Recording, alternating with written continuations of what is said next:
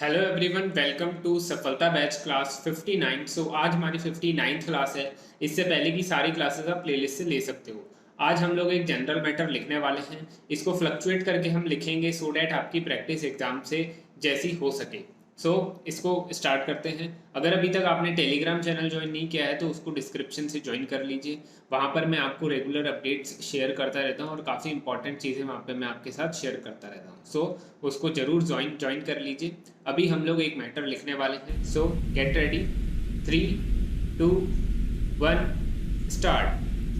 The popular concept of marriage is that it is the union between a man and a woman. Another concept about marriage is that it is a social sanction of the union and it is accomplished by different rituals and ceremonies. Yet another view about marriage is that it is a system of rules involving primary relationships. The Hindu concept about marriage is that it is a sanskar. Before studying the traditional and modern system of Hindu marriage, it is an important to know the sociological significance of marriage. Para. Every individual has to play a number of roles in his or her life. Of the various roles one plays, two roles have a very great significance in life. One is the economic role and the other is marital or family role. The former is prominent in life because one devotes quite a good part of one's career in performing it. Consider one starts earning livelihood at the age of 20 to 24 years and continues to do so up to the age of 60 years. That is, the economic career is spread over to about 40 decades, and that every day one devotes 8 to 10 hours to job.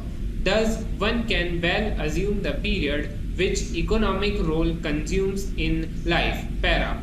The marital role also involves about 40 to 50 years of life, but of these two roles, the marital role is more important than the economic role because the latter involves secondary relations, whereas the former involves personal or primary relations. In order to understand this more clearly, we have to see the difference between primary and secondary relations. Marriage is an institution in which man and woman are admitted to family life to live in an intimate personal relationship primarily for the purpose of begetting children. From the social point of view, marriage is an institution that serves to ensure propagation and socialization of children of a particular society. From the individual point of view, it provides assistance in bearing and raising of children and controls for the receipt and extension of affection. Para. Another view is that marriage is a socially legitimate sexual union begun with a public announcement and undertaken with some idea of contract which spells out reciprocal rights and obligations between spouses and their future children. The above views represent Western thinking about marriage. Now we are going to look at how Indian experts talk about marriage. Marriage has been considered a ceremonial gift of the bride by her father or other appropriate relative to the bridegroom in order that both may together fulfill their duties which are necessary for human existence. Dharma is a religious duty based on ethical values that is to do a good and attain salvation. Marriage is not for a sense of enjoyment but to preserve the race. This is the Indian conception of marriage. It is a societal duty towards the family and community. Para. Indian religious texts say that marriage is religious which is considered primarily a complex of obligations, religion, and moral on the one hand, and social and economic on the other hand. The Hindu concept of marriage is that it is a tradition and a religious ritual, not a contract. It is a holy union of the two souls and not simply of two bodies.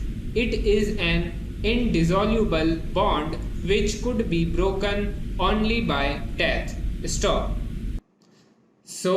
ये हमने एक general matter लिखा है marriage के ऊपर, Indian marriage के ऊपर। इसके अंदर हमने स्टार्टिंग में 115 पर लिखा था, फिर 120 पर स्पीड गई थी, फिर 110 और 105 पर, इस टाइप से हमने इसको लिखा है। तो हमने इसको काफ़ी फ्लक्चुएट करके लिखा है। अब आप इसको ट्रांसक्राइब करिए, अपनी गलतियों को चेक करिए, उसके बाद में आप कमेंट करके बताना कि आपकी कितनी मिस्टेक्स आई हैं। इसके अलावा जितनी भी क्लासेस हैं वो सारी अटेंड कर लीजिए, क्योंकि एग्ज़ाम अब आने वाला है। मोस्ट प्रोबेबली चांसेस हैं 1 महीने के अंदर आपका एग्ज़ाम हो जाएगा।